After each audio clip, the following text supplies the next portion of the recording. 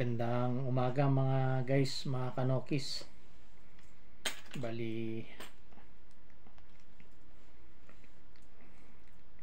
gustong magpa-advise ng isang kaibigan natin na baguhan lang sa pagmamanok. Bali, may problema siya mga guys, mga kanokis, na idinudulog sa atin kung ano yung dapat niyang gawin. Kasi may manok siyang ayaw maglaban. Mas nauuna pang maglaban yung iba, pero itong dalawa naglalaban na yung mga kapatid niya, pero itong dalawa hindi pa raw naglalaban. So Sir Nads, base dun sa experience ko, ganito yung ginagawa ko. Yung problema mo kasi ano yan normal lang yan. May mga lumalabas talagang late maturing sa mga binibreed natin. Hindi natin naman maiiwasan yan . So ang ginagawa ko dyan, bali inihahalo ko siya dun sa mas nakakabata sa kanya. Siyempre alam mo na, pag medyo mas may edad, parang ikaw na yung sisiga-siga dun sa grupo na mas bata.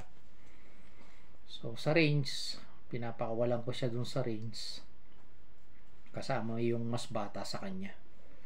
So mapapansin mo pag isanama mo dun yung mga lalaki, babae, mga pulit, tsaka baby stag, pag inihalo mo siya dun, nakikita mo na unang pasok mo pa lang pumupurma-purma na, habul-habulin. Ganun yung ginagawa ko. Sinasama ko dun sa mas nakakabata sa kanya. Mga after 1 week, mapapansin mo na malaki na yung pinagbago niyan. Hanggang sa tumagal-tagal, siyempre pag nangahabol na siya talaga dun sa may range, itali mo na siya para hindi pa makadamage na kasi pag walang tali yan, talagang anytime hahabulin niya kahit saan pumunta. Pero pag nakatali, limitado lang yung space na gagalawan niya.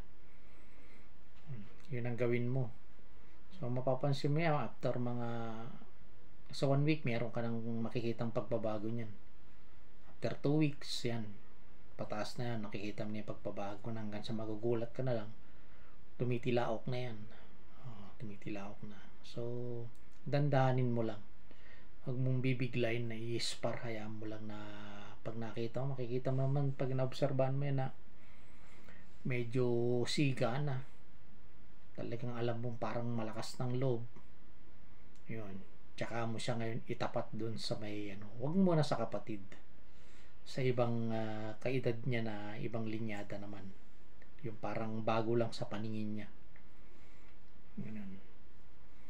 Tapos itabi mo lang, huwag mo ispa rin, tabi mo lang siya, tatabi mo lang siya dun sa mga mas bata sa kanya pero naglalaban na, yun, tabi mo lang, tali mo lang siya hanggang sa makikita mo yan talagang tilaok na ng tilaok, hanggang sa nagiging siga na yung forma niya,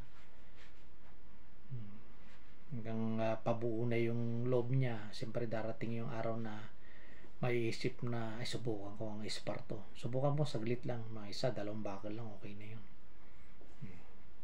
Tapos tali mo ulit doon.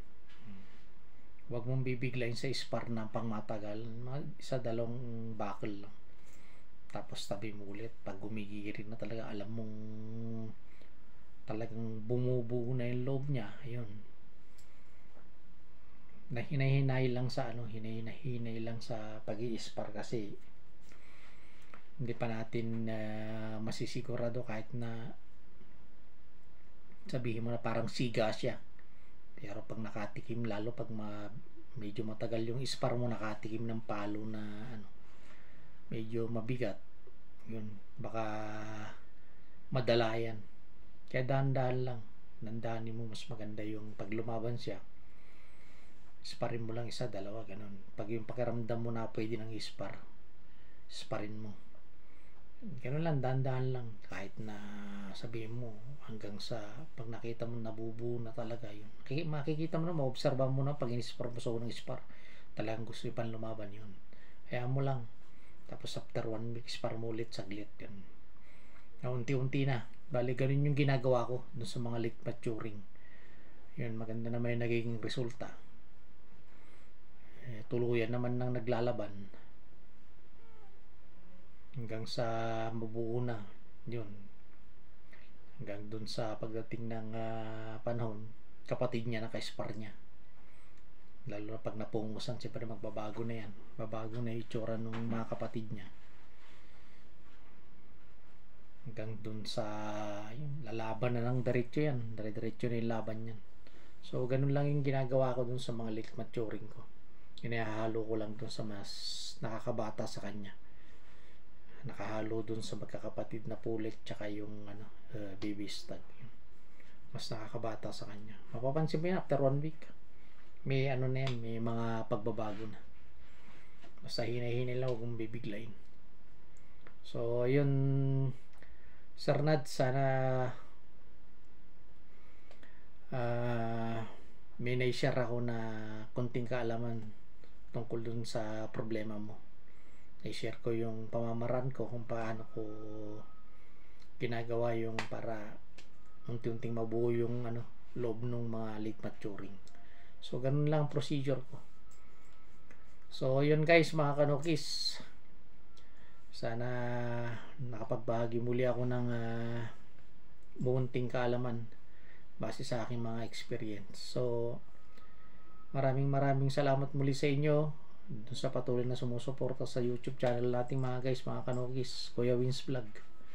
Huwag niyo pong kalimutang mag-like, mag-subscribe, pindutin yung notification bell para updated pa po kayo sa gagawin nating mga video. Paki-share na rin po mga guys para at least makatulong naman tayo sa may share natin konting kaalaman natin sa iba, lalo na sa mga baguhan na nagmamanok. So yun guys, maraming salamat dun sa mga suking OFW, mga buyers ko. Ingat po kayo lagi. Sa mga bago kong followers, maraming salamat sa patuloy niyong pagsuporta sa akin. At hanggang sa muli guys, God bless po. Bye bye.